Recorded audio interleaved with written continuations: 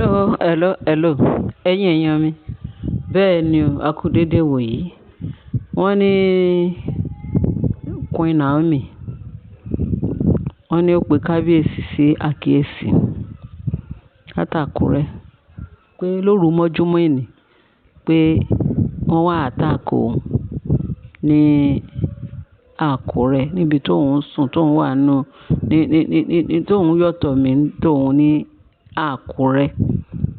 Lórí bó ṣe di òru, bó ṣe rí àwọn ológbò mẹ́ta tó wá attack òun ní lójú oorun.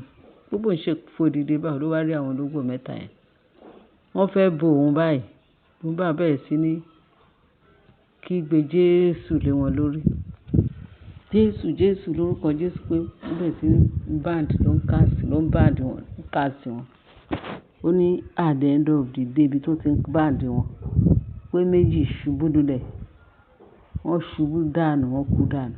Ó wá ku ẹyọ̀kan yẹn wá rí pé àwọn méjì tìbí ti kú, wọ́n ti sálọ. Bó ṣe sálọ ni táwọn méjì tìbí ti kú dànù. Bó ń ṣe wá mẹ́rẹ̀gì ó wá sálọ. Ó ní pẹ̀lú ariwo tó wá ń pa ọ̀ lóru yẹn. Jesus tó ń kabash, Jesus tó ń band tó ń cast bí àwọn ará ilé ṣe jí nìyẹn. Gbénró àti àbúrò rẹ̀ Simi. Wọ́n ní bó ṣe wá dé inú yàrá. Ariwo wo lelé? Wọ́n láriwo yìí ó pọ̀ jù. Bó ṣe ṣílẹ̀kùn náà bá Naomi àti àwọn ológbò tó ń jìjàkadì. Wọ́n bá rí ológbò méjì ńlẹ̀ẹ́lẹ̀ tó ti gan, tó ń gbọ̀n pèpèpè tó ń gan mọ́bẹ̀. Àfìgbà tó kú dànù. Wọ́n ní Mary àbí Simi wá sọ pé sister mi. So ẹ ní agbára tó tó yìí pé òun ṣẹ̀ gbà pé ẹ ní agbára tó ju agbára. Yín nìkan lẹ pa àwọn ológbò ní. Àdúrà ló fi ṣẹ́gun wọn. Wọ́n ní pé bí Gbénró ṣe kí àwọn ológbò mọ́lẹ̀ pé ó yá ń tà. Wọ́n ní lóru yẹn bó ṣe dáná sun àwọn ológbò yẹn nìyẹn. Níbi tí wọ́n ti ń dáná sun wọn, tó ń da petrol, tó ń da gbogbo ẹ̀, tó ń ṣe oríṣiríṣi. Wọ́n ní ṣàìdédé náà kàn rí pé olórí tóbi, wọ́n ló appear live níwájú Naomi. So ìwọ ni wọ́n ní ṣe ló sọ fún Naomi pé ìwọ o tún gbójúgbóyà. Kábíyèsí tún wá sí ọ̀dọ̀ ẹ̀. Ṣé bó ti kúrò láàfin kábíyèsí tún wá sọ́dọ̀ ẹ̀ tó tún jẹ́ ká tún gbádùn kábíyèsí. Pé àníṣe pé táwọn bá pa ẹ́ pé díẹ̀ ló máa kú. Wọ́n ní ṣe ni Naomi wá sọ pé ìwọ pé ṣé ìtorí pé òun yìí ṣàánú yín ni. Òun ń ṣàánú yín gbogbo ọjọ́ yìí. Ó ní ṣe orí ìwọ ń tiẹ̀. Ó ní ìwọ ti try irú nǹkan tó try fún mi. Pé kó try ẹ̀ ní another day. Ó ló máa kú dànù.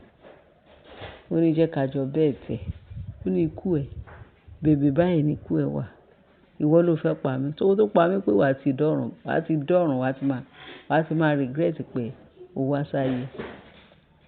Ìwọ fẹ́ pa mí. So ìwọ ló ti ẹ̀ràn wọn. Ó ní ti ẹ̀ ti ta.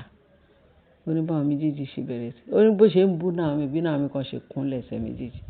Tó ń band, tó ń cast, tó ń band, tó ń cast. Before you know it, ṣe lòun náà tún disappear. Ìyẹn Tóbi. Àṣé Tóbi lọ́ba ní wèrè. Bó ṣe ní wèrè ló lájẹ. Ló lẹ́mi òkùnkùn. So bó ṣe tó rè ó ti ẹ̀ dá. Wọ́n ní Naomi wá pe kábíyèsí. Ṣé kábíyèsí o? Tí nǹkan kan bá ṣe òun, kò tí kankan tí ẹ lè ṣe òun. Ó ní báyìí káṣá báyìí káwòdì. Àwọn people yìí ń lépa òun. Àwọn people yìí ń lépa òun pé báyìí ni Tóbi ṣe. Ó dẹ̀ àṣàlàyé fún kábíyèsí. Kábíyèsí ó ní nítorí pé òun ṣàánú wọn ni o. Ó ní ẹnikẹ́ni tó bá tún ta fèdèfèdè dọ́dọ̀ òun pé ikú ẹ̀ ló máa gbà o. Ó ní wọ́n máa kú dànù nítorí òun ò tí ì ráyè àdúrà tiwọn láti máa sọ pé àdúrà ìdáríjì lòun ń sọ fún un pé kọ́lọ́run kó dáríjì wọn torí wọn mọ nǹkan tó ń ṣe. Ṣé mọ̀ pé Naomi onínú tútù bí àdàbà kò ń ṣe nǹkan tó ń hurt yẹn pẹ̀lú bọ́n ṣe ń hurt ẹ̀ tó. Tó bá tó wá síwájú ẹ̀ tó bá tó bẹ̀bẹ̀ àtúndáríjì wọn. Tó bá tún gbọ́ pé àjọ Naomi o wá o, àwọn wà lọ hospital o, wá gbàdúrà fún àwọn o.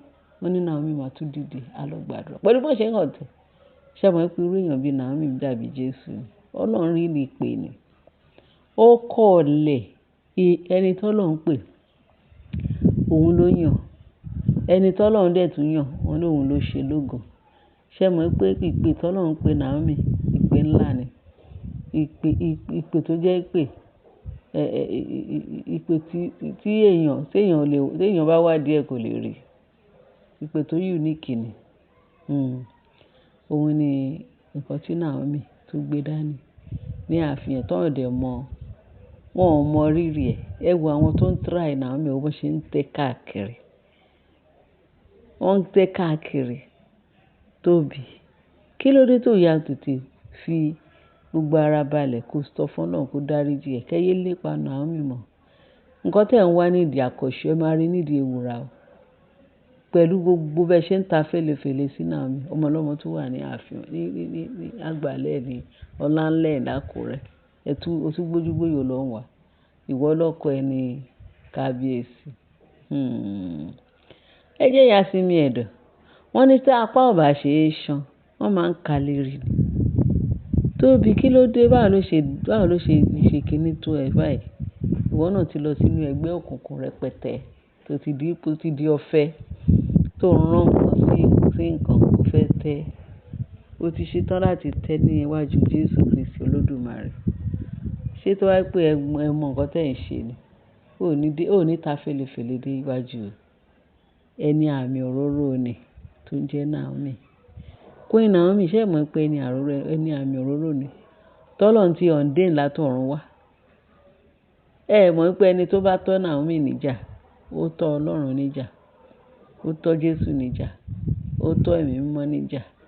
Àwọn mẹ́ta lọ́kan yìí, àwọn náà ń ṣe kẹ́ Naomi lọ́tùn lósì.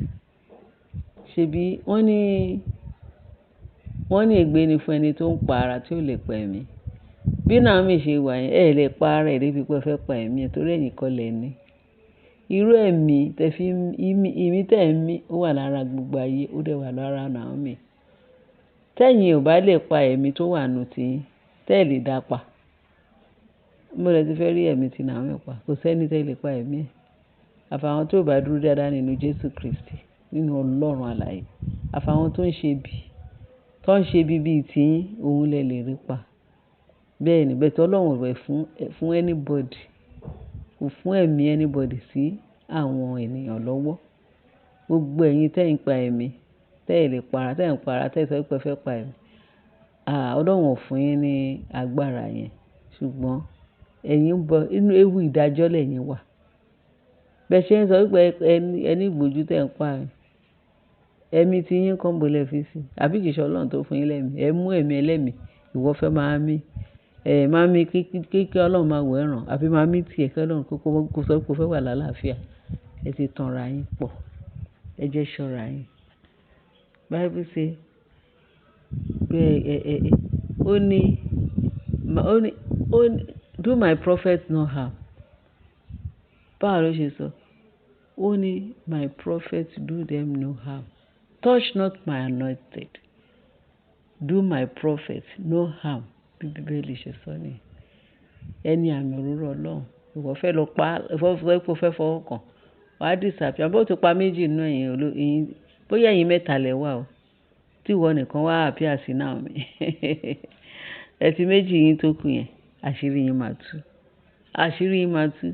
If care is not taken, ẹ máa para yín dànù. Ẹ máa fọwọ́ ara yín ṣe ra yín. Tógo bá ń jẹ́ ti Jésù Kristi. Because Naomi bó ṣe wà ó dúró lórí Kristi àpáta, ilẹ̀ mìíràn yín ọ̀rìn ni. Iṣẹ́ èèyàn wa, ẹ̀yin olólùfẹ́ wa, bẹ́ẹ̀ ṣe ń tẹ́tí tẹ̀ ń wọ̀ wá. Ọ̀rọ̀ yanjú ni o, àti ọ̀rọ̀ àwọn aláìgbọràn. Bíbélì sọ pé ẹni tó bá ní etí kó gbọ́ ohun tí ẹ̀mí mímọ́ ń sọ fún gbogbo ẹ̀dá. Tó bá wùn yín, kẹ́ change. Tó bá wùn yín, kẹ́ má change. Nígbà tí Ọlọ́run bá máa fi sí àfẹ́yíká ìjì, òun lẹ fi ń ta yín yẹn. Òun lẹ ń bò mọ́ra yìí. Tẹ́ bá mọ̀. Ẹ̀yin èèyàn mi ṣí o. Ẹ bá mi share, ẹ bá mi like, ẹ bá mi subscribe. Kẹ́dẹ̀ bá mi fi tó kù sí comment section. ẹ ṣé bẹ́ẹ̀ ṣe tẹ́tí sí wa. Ààbò Ọlọ́run á dájú lórí wa. Ikú ò ní pa wá, àrùn ò ní sọ wá lọ́jọ́. Ẹnikẹ́ni tó robi rò wá, ara máa sán pa ni. Tógo bá ń jẹ́ ti Jésù Kristi lókè. Amen. Ẹ ṣé bàbá mi. Mo dúpẹ́ Ọlọ́run ìyanu tẹ́tí gbọ́. Hallelujah.